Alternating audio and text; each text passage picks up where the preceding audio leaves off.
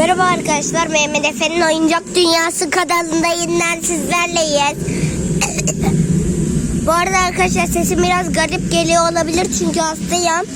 Bugün Karacabey'de, hasta da değilim aslında tam. Yani biraz nefes almakta falan biraz boğazım tıkalı gibi. Neyse, bugün Karacabey'deyiz arkadaşlar. Size ördekleri tanıtacağım galiba, yani eğer yoluna giderse. Arkadaşlar şimdi sizin de gördüğünüz kadarıyla beyazlı sarılı bir ördek var. Arkadaşlar öncelikle ördekler hem suda hem de karada, yani suda yüzmeyi severler. Yosun gibi şeyleri yerler ve buranın şu an bir göletteyim. Bahçede bir gölet vardı. Yosun gibi şeyleri yerler. Bu canlılar genelde göletlerde, derelerde falan bulunur. Denizde de görülür. Balıklarla besleniyorlar mı bilmiyorum. Arkadaşlar şöyle şeyler var. Buralardan su fışkırtıyorlar. Arkadaşlar şöyle göstereyim.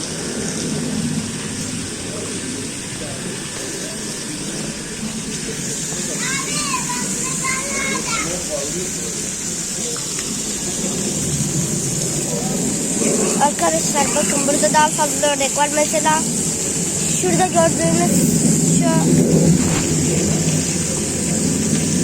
yeşil kafalı ördekleri görüyorsunuz değil mi şurada? Kahverenginin yanındaysa. Bakın arkadaşlar, kardeşim besliyor, kedilere düşürüyor çoğunlukla. Cansız besleme kediyi, bir dakika bakın.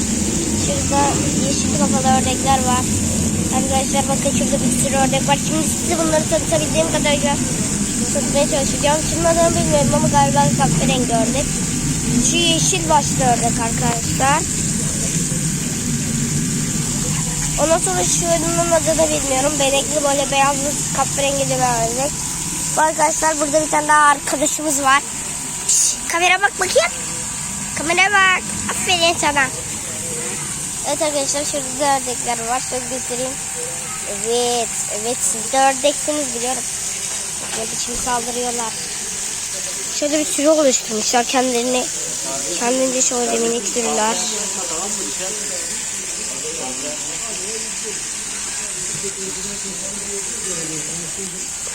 Arkadaşlar böyle minik sürüler oluşturmuşlar.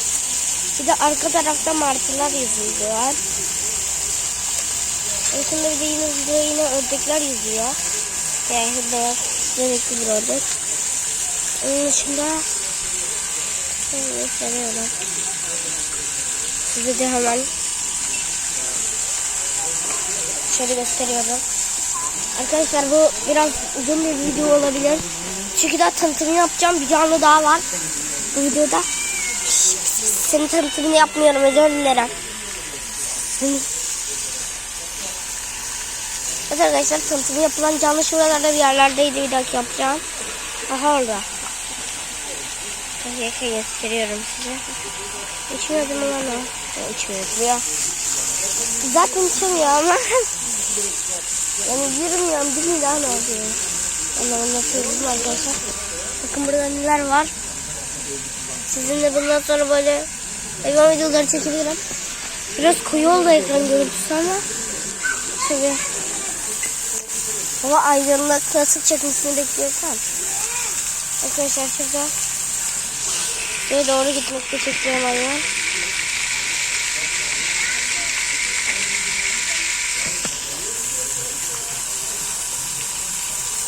Arkadaşlar şurada görüyor musunuz? Ben tam emin değilim.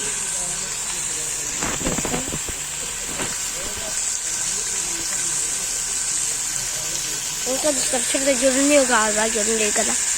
Şurada kahverengi bir kayanın üzerinde bir tane kaplumbağa var. Şurada ördekler hala yüzüyor. Biraz kovalamaca oynuyorlar. Şurada kaplumbağamıza girebilirsiniz. Arkadaşlar tanıtımı yapılacak ikinci canlı bu. Arkadaşlar bu canlı yavaş hareket eden, biliyorsunuz zaten kaplumbağalar amfibiyum kafasını dışarı çıkardı. Yani amfibiye. Bu canlılar suda da karada da yaşayabiliyor.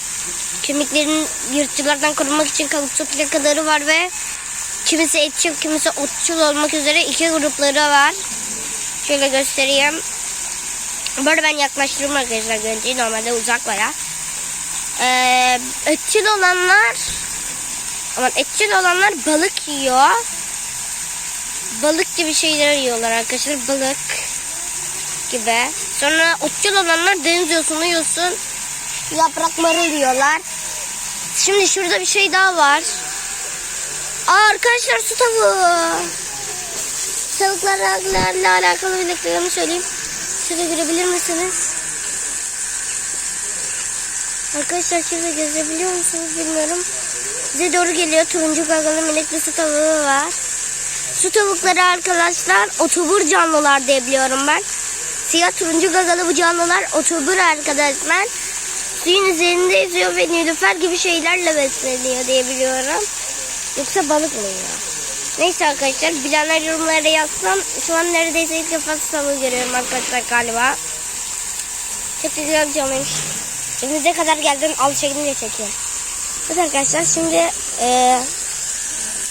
bakalım biraz inceleyelim şöyle. Şurada bir kaplumbağa bize doğru yaklaşıyor. Martılar var. Poyraz kuşu muydu o? Martı mıydı? Hatırlamıyorum. Neyse. Arkadaşlar arka planda kardeşim çığırıyor, biraz ses çıkabilir.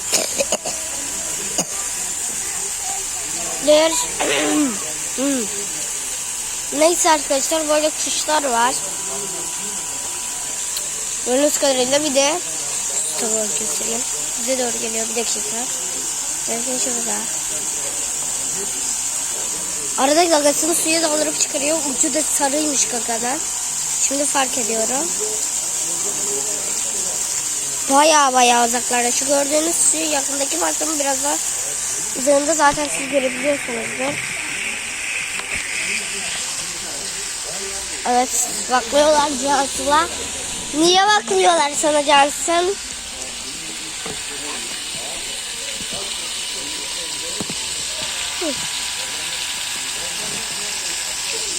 Arkadaşlar böyleler. Yani siz de bu videomda ördekleri ve şeylere karşı bilgilendirdim. Kaplumbağa tavuğuna karşı biraz bilgilendirdim. Evet arkadaşlar görüşmek üzere, bay bay.